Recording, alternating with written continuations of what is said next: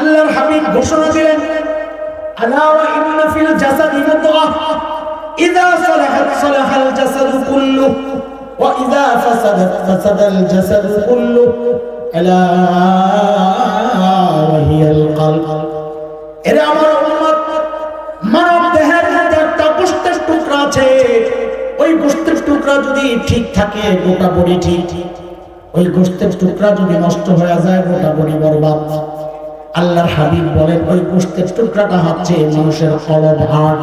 কি কি তো নবী কি বললেন? হার্ট ঠিক তো বডি ঠিক। বলেন এতটুকু কি বলেন আমার সাথে? হার্ট ঠিক তো বলেন, হার্ট ঠিক তো। কে বলেছেন? নবী আলাইহিস সালাম বলেন। কে বলেছেন? হার্ট ঠিক তো বলেন, হার্ট ঠিক তো। এতদিন এই হাদিস দিয়ে তো বিশ্বাস হুজুররা আওয়াজ করছে, হার্ট ঠিক কলব ঠিক করার কাম তো করে বিশ্বাস। আমি তো বিশ্বাস না, আমি তো মুরিচ্ছা। তো এই জন্য আমি এই হাদিস কলব পরিষ্কারের মেহনতের ব্যাপারে আমি এই হাদিস ব্যবহার করি না। আমি ব্যবহার করি আমার জায়গা মতো আরেক জায়গায়। কি সেটা? নবী বলেছেন হার্ট ঠিক তো বডি ঠিক। এবার বুঝে আল্লাহ আমার নবীকে দুনিয়ার হার্টে কেন পাঠাইছেন? আমার নবী যেন কি একমাত্র বলেন, একমাত্র আল্লাহ আমার নবীকে বিশ্ব মানচিত্রের হার্টে পাঠায় তারা বলছেন, হাবিব আপনি সারা দুনিয়ার নবী, একমাত্র বিশ্ব নবী। এই অল্প সময়ে অল্প পরিসরে সারা দুনিয়ায় দিন প্রচার করা আপনার জন্য কষ্টসাধ্য ব্যাপার, আপনার কষ্ট হয়ে যাবে। আপনি হার্টে পাঠায় দিলাম, আপনি বিশ্ব মানচিত্রের হার্টে মেহনত করেন। হার্ট যদি ঠিক হয়ে যায় আমি গোটা দুনিয়ার বডি ঠিক করে দেব। এর চরম বাস্তবতা হচ্ছে আজকের হার্ট আরব বিশ্ব ওই শাসকদের ঈমান, আমল, আকীদায় পচন ধরেছে, হার্টে পচন ধরেছে, গোটা দুনিয়ায় পচন ধরেছে। আমি চ্যালেঞ্জ করছি, এখন ওই হার্টের মুসলমান, আরব বিশ্বের মুসলমান, বিশেষত শাসকরা যদি ঠিক হয়ে যায়, ইসরায়েলকে, আমেরিকাকে, সারা দুনিয়া আরব বিশ্বের গোলামি করতে বাধ্য। এটা ঠিক কিনা? কেন? হার্ট ঠিক তো বলেন, হার্ট ঠিক তো। আমার নবীকে আল্লাহ হার্টে পাঠাইছেন কেন? বুঝছে?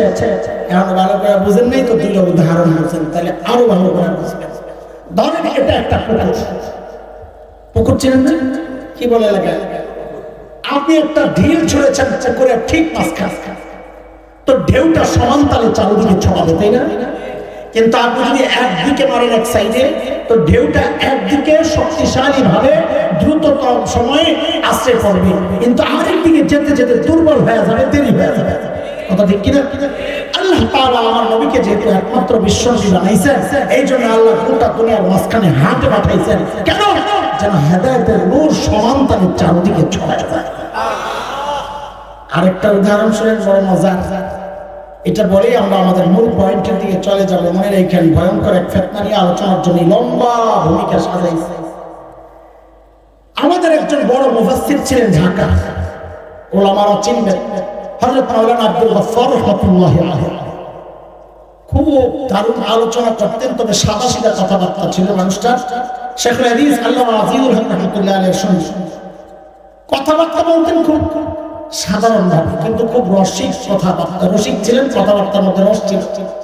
আমাদের মতো তো ভুলমান আছে না, সাদা সাদা মানুষ।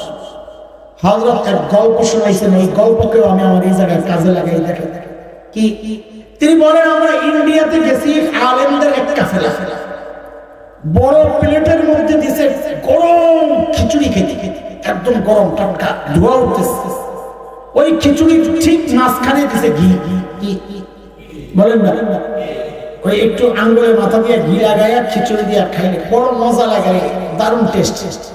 বলা ভাই মোকলার আসলে করছে, বাড়ির জায়গায় খাইস বেহাই তো চারপাশে মৌলবীরা বসছেন, পশ্চিম দিকে যেই মৌলবী উনি হঠাৎ করে করলেন কি?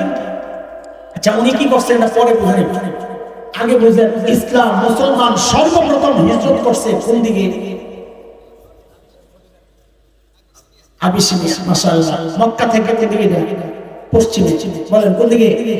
লোহিত সাগরের পশ্চিম পার। আজকের দুনিয়ায় লোহিত সাগরের পশ্চিম পার ইথিওপিয়া, এরিত্রিয়া যে অঞ্চল, ওইটাই হচ্ছে নবযুগের হাবশা। বলেন আবার মক্কা থেকে কোন দিকে? পশ্চিম দিকে যেই মাওলানা বসছে, উনি করছেন হঠাৎ করে ঘিয়ের মধ্যে আঙুলটা ঢুকাইয়া নিজের দিকে একটা টান মারে আর বলে কি ইসলাম প্রথমে মক্কা থেকে হাবশার দিকে হিজরত করছে। ওই যে ঘি মাঝখানে ঘিরে বানাইছে ইসলাম, ইসলাম মাঝখানে আছে। ঘি তো গরমের তাপে গইলা যেই রাস্তা পাইছে সব ঘি ছুটছে। এখন উত্তর দিকের মৌলবী কি করছে, দেরি করে তাড়াতাড়ি আন্দোলনে ঢুকায় নিজের দিকে একটা টান মারে আর বলে এরপর ইসলাম মক্কা থেকে মদিনার দিকে হিজরত করছে। এখন ঘি ছুটছে কোন দিকে, মদিনার দিকে আর হাবশার দিকে, পশ্চিম দিকে। আব্দুল গাফফার সাহেব বলে আমি দেখলাম যে মক্কা মদিনাওয়ালার হাবশাওয়ালা তো ঘি সব খেয়ালি, আমি দেরি করলাম না, তাড়াতাড়ি হাতাগুলারে বইটা ওই ঘিটারে পুরো খিচুড়ির মধ্যে মারলাম আর বললাম এরপর ইসলাম সারা দুনিয়ায় ছড়ায় গেছে।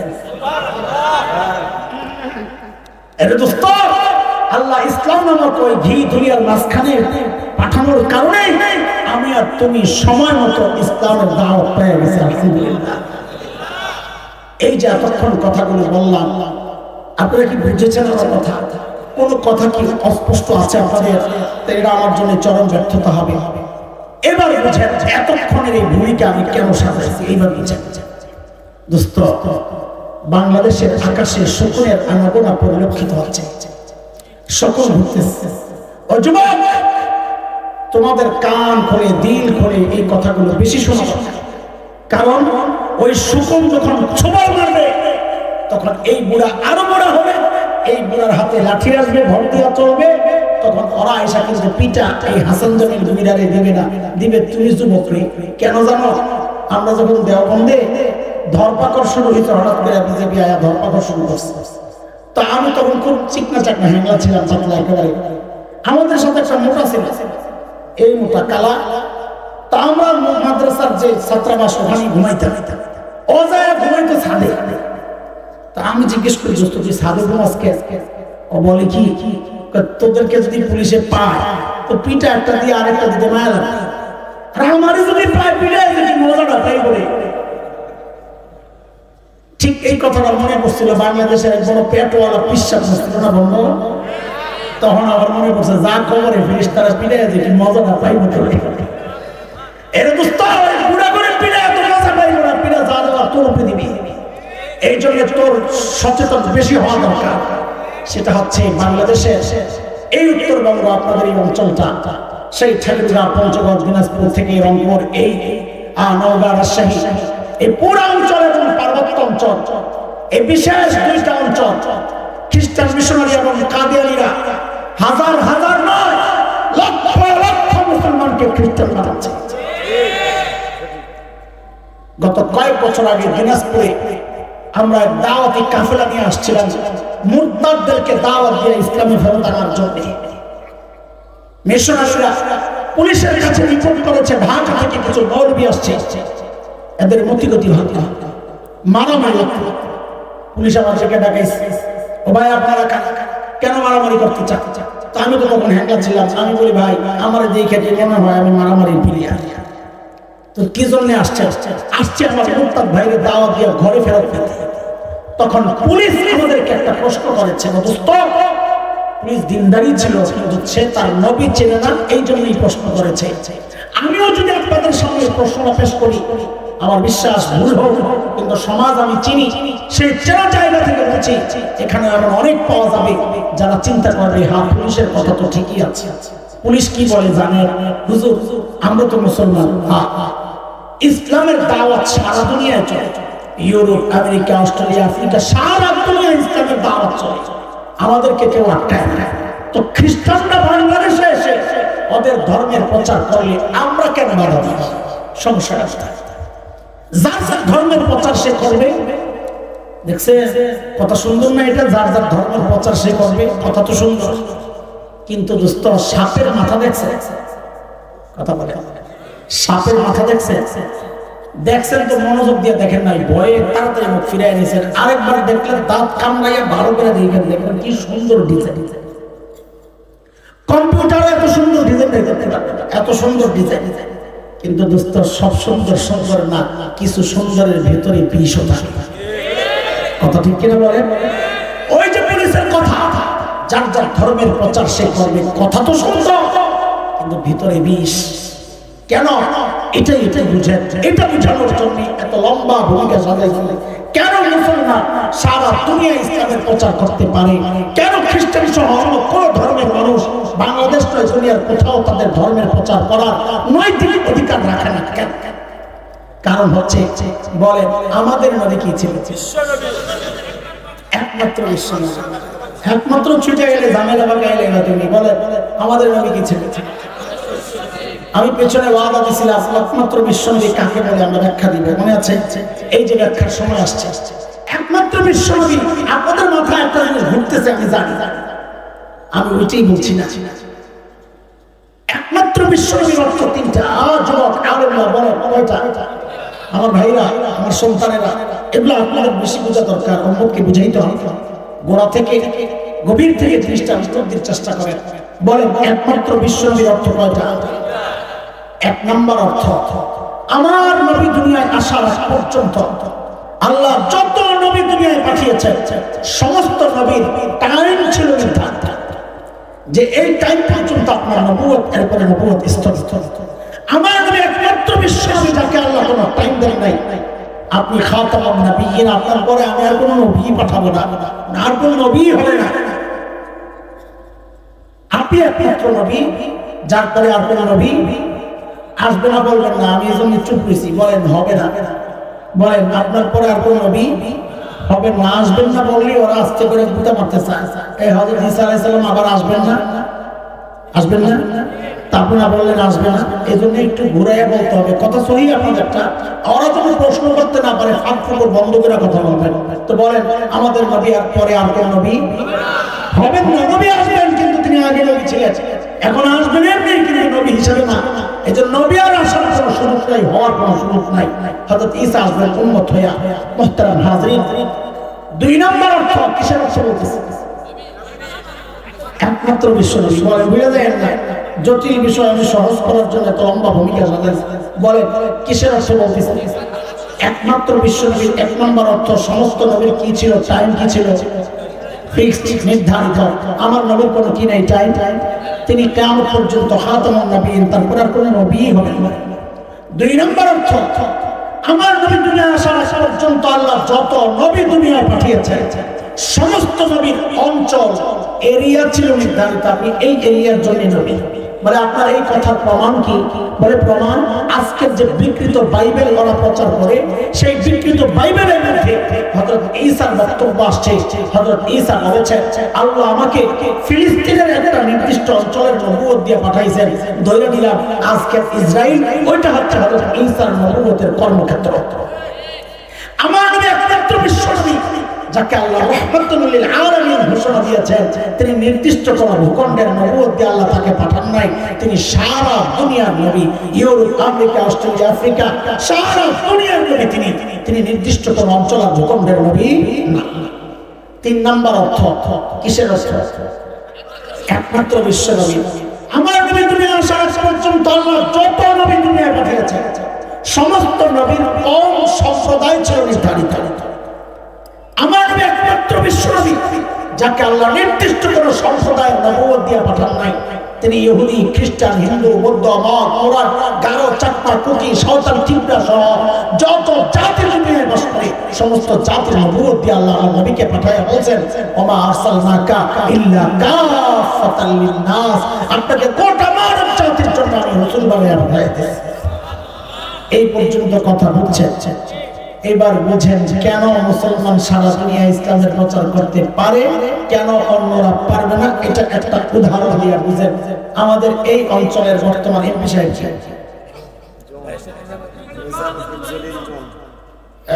আব্দুল জলিল সাহেবের ছেলে। আচ্ছা আচ্ছা,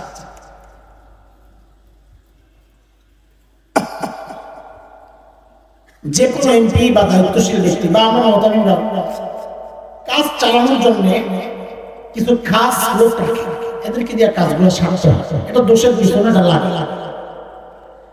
আমাদের ওই জলিল সাহেবের যে বেটা সাহেবজাদা বর্তমান এমপি সাহেব, তারও কিছু খাস লোক আছে যারা আর হয়ে সমাজে কাজগুলো সারে।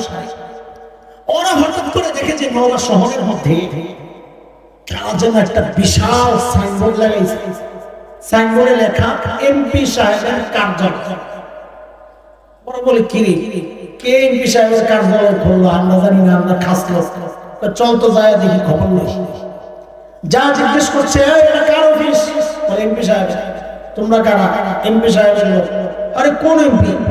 তোরা বলে কি জানে সাদেক হোসেন খোকা। কোন এমপি? সাদেক হোসেন খোকা অনেকে চিনেন না, এই জন্য আপনার মুখে হাসি আসে না, যারা চিনছে তারা হেসে গেছে। সাদেক হোসেন খোকা 25 বছর আগে ছিলেন ঢাকা 7 কোতোয়ালি আসন, সূত্রপুর কোতোয়ালি আসন, ঢাকা 7 আসনের সংখ্যা নাম্বার। সেই আসনের এমপি ছিলেন 6 বছর আগে। সে আসন কোন জায়গায়? কোন জায়গায়? ঢাকা 7। বলেন কোন জায়গায়? কয় বছর আগে? হ্যাঁ, অফিস পৌঁছাইছে কোন জায়গায়? নওগাঁয়। যে এই কথা বলছে ওরা ধইরা কইনা 25টা পিলা লাগাইছে।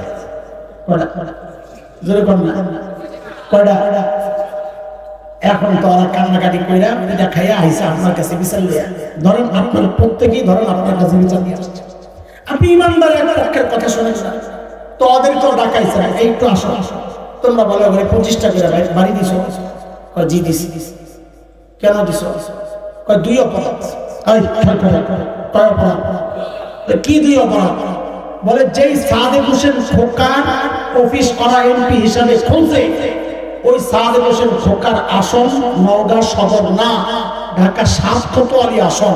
অফিস খুলবি তো ওখানে যায় খোল, এখানে এক অপরাধ। 2 নম্বর অপরাধ, বলে যেই সাদেক হোসেন খোকার এমপির বইলা অফিস খুলছে, ওই সাদেক হোসেন খোকার এমপির টার্ম শেষ হয়েছে 25 বছর আগে, এই জন্য বইনা কয়টা পিঠা লাগাইছে? 25টা। এখন আপনারাই বলেন বিচার কি করবেন? অফিস খোলার এই পাগলামি ঠিক আছে? পিঠা দেওয়া ঠিক আছে? হ্যাঁ হ্যাঁ জোরে বন্ধ, আরো জোরে। এটা খুব ভালো বিচার করতে পারেন আপনারা। আর দিনের ব্যাপার আসলে আস্তে ঘুরে যান, যার যার ধর্মের প্রচার যে করবে। এবার বুঝে কেন খ্রিস্টানরা বাংলাদেশে ধর্মের প্রচার করতে পারবে না? ওদের অপরাধ একটা না, ওদের অপরাধ 2টা না, ওদের অপরাধ 3টা। বলেন কয়টা? কয়টা অপরাধ? কেন 3 অপরাধ? 1 নম্বর অপরাধ, যেই নবী ঈসার ধর্মের প্রচার ওরা বাংলাদেশে করছে, ওই নবী ঈসার আসন বাংলাদেশ না। তিনি নিজে বলেছেন আল্লাহ আমাকে ফিলিস্তিনের একটা নির্দিষ্ট অঞ্চলে নবুয়ত দিয়ে পাঠাইছেন, খ্রিস্টান ধর্মের প্রচার যদি করতে হয় যাইয়া ইসরায়েলে যাইয়া করো, বাংলাদেশে আসছে। কয় অপরাধ জানো? 1 নম্বর গেল। 2 নম্বর অপরাধ, যেই নবী ঈসার ধর্মের প্রচার ওরা করছে, ওই নবী ঈসাকে আল্লাহ মুসলমানদের নবুয়ত দিয়ে পাঠান নাই।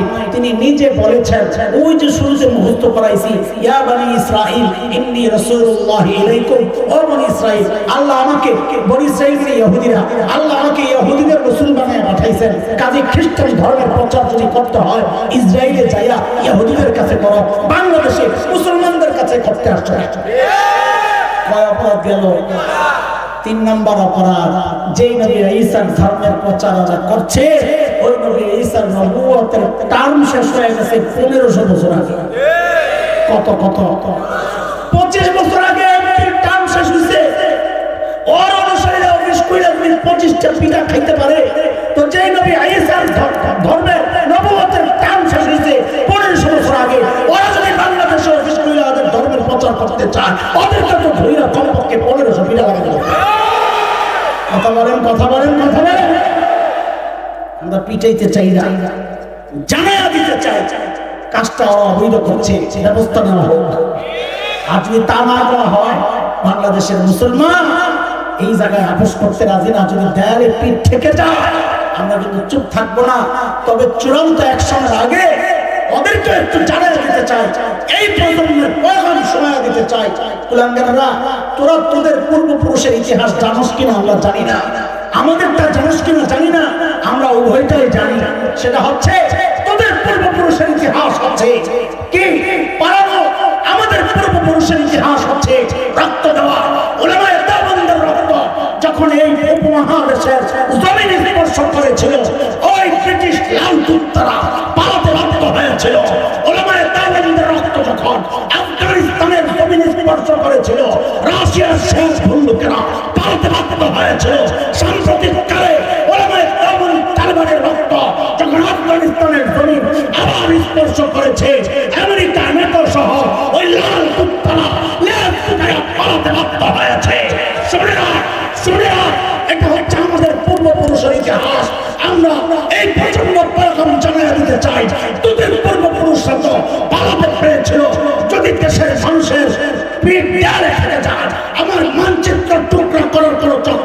যদি হয়, উত্তরবঙ্গ পার্বত্য অঞ্চলকে বিচ্ছিন্ন করার কোন চক্রান্ত যদি হয়, আল্লাহর কসম ভুলে যাবো কেউ মিনিট করে, কে বিএনপি করে, একজোট হয়ে যাবো, তখন এক থেকে আর পালাতে দেওয়া হবে না, পালাতে দেওয়া হবে না।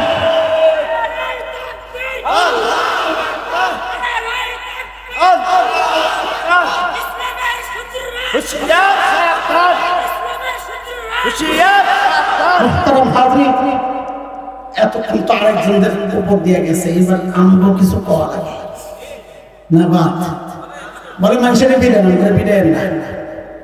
হ্যাঁ বলার কথা ঢুকবো ভিতরে ঢুকবো মুসিবত বোধ করে। আমি তো খাই নাই, পরে না খাওয়াই বিদায় করবেন না। তাহলে আল্লাহ শোনে নওগাঁ আসছে একবারে বিয়ে করতে, ওই যে বক্তার মতো আইতে দেরি হয়েছে, আসরের আজান দিয়ে দিচ্ছে।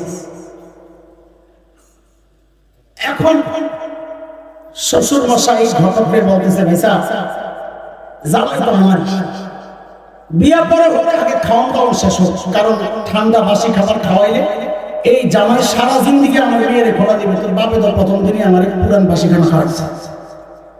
আচ্ছা বলেন এমনটা হয় কিনা যে বিয়ে পরে হবে খানা দানা শেষ হোক, এমন হয়? কথা বলেন হয়? কথা বলেন হয়?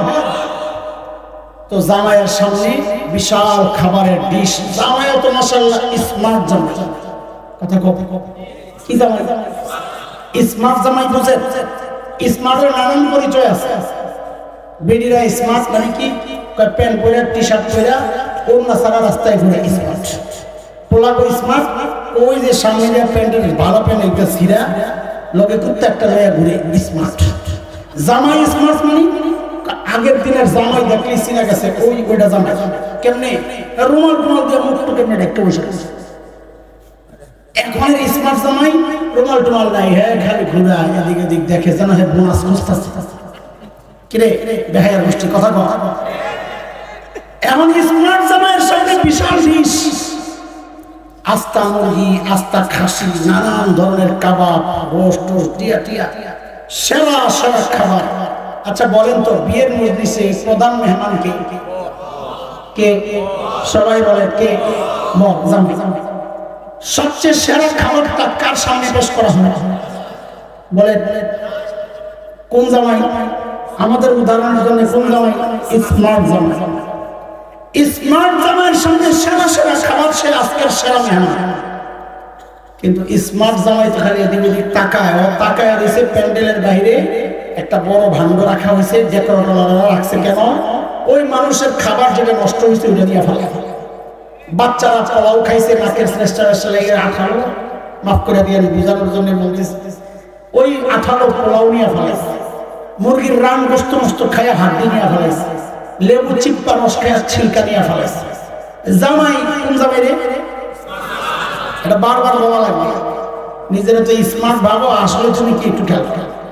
জামাইয়ের মনোযোগ এই সারা প্লেটের দিকে, এই ডিশের দিকে দেখে, তার মনোযোগ করে রয়েছে ওই প্যান্ডেলের বাহিরের ময়লা রাখার যে টুকরি খাড়ি ভাণ্ড ওটার ওটা।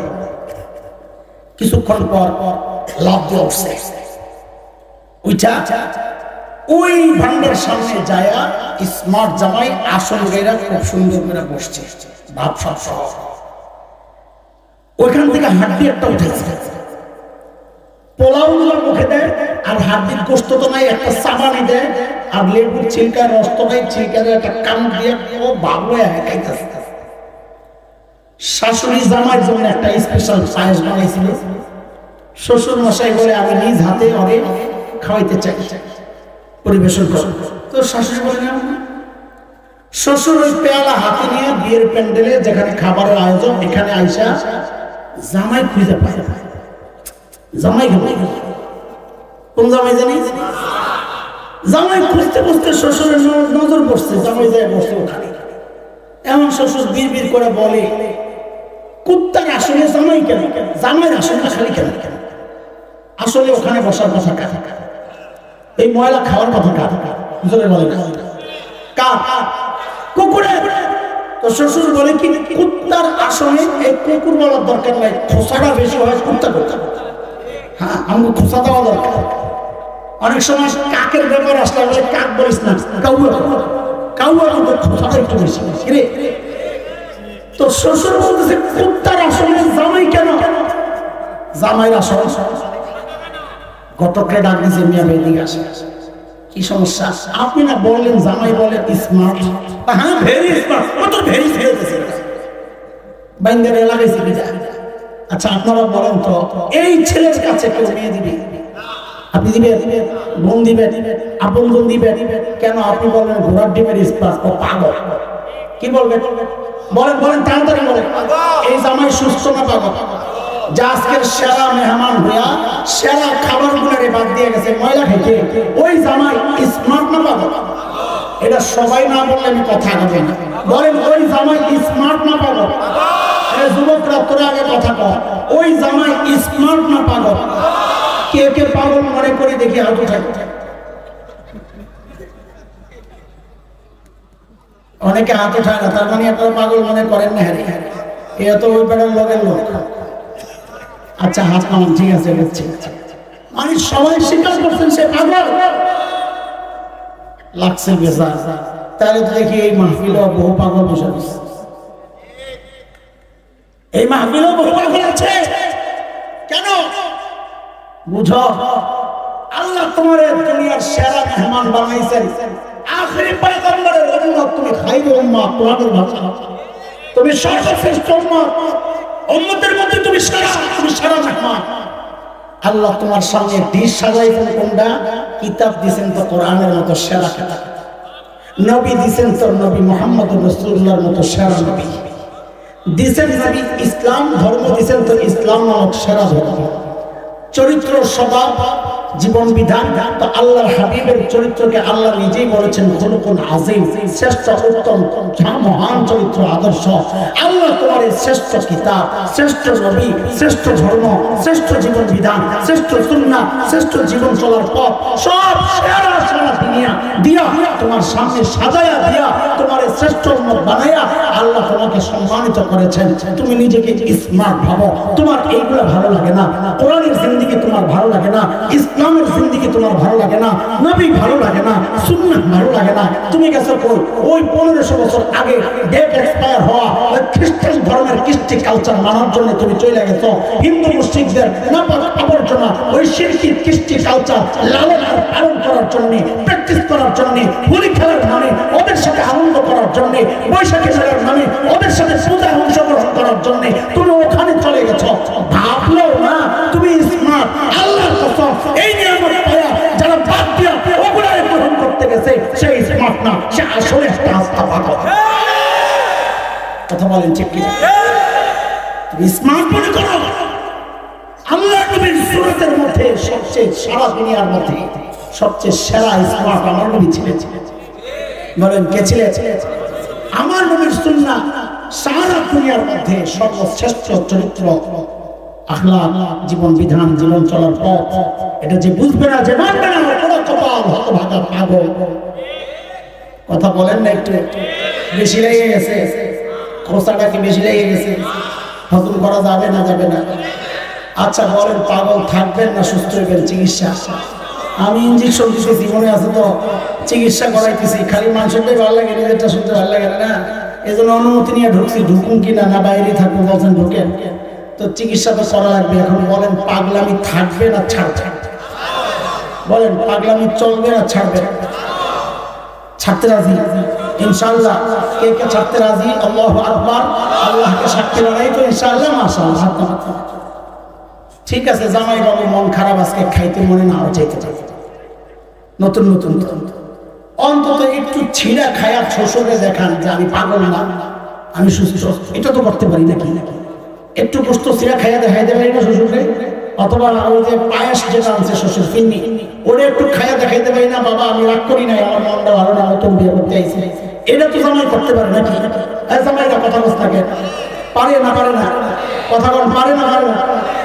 আজকে আমরাও চাই নবীর একটা সুন্নতের গোশতের টুকরা খায়া তুমিও বলবা যে আমিও পাগল না, বুঝি নাই, আমি ইনশাআল্লাহ সামনে থেকে যা দিব শাশুড়ি সব খাবো, এটা পরে আপাতত আজকে একটা কিছু খায়া তো আমার দেখাও।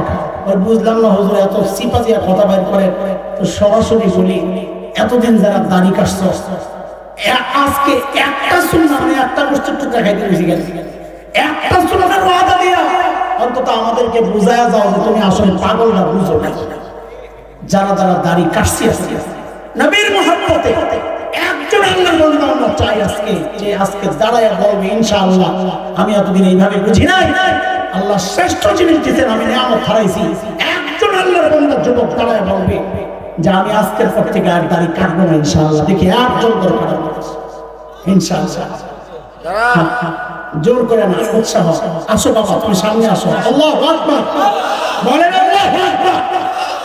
আল্লাহ আমার ভাইটাকে কবুল করেন, আল্লাহ আমার ভাইকে গোটা জীবন সুন্নাত দ্বারা সাজানোর তৌফিক দেন।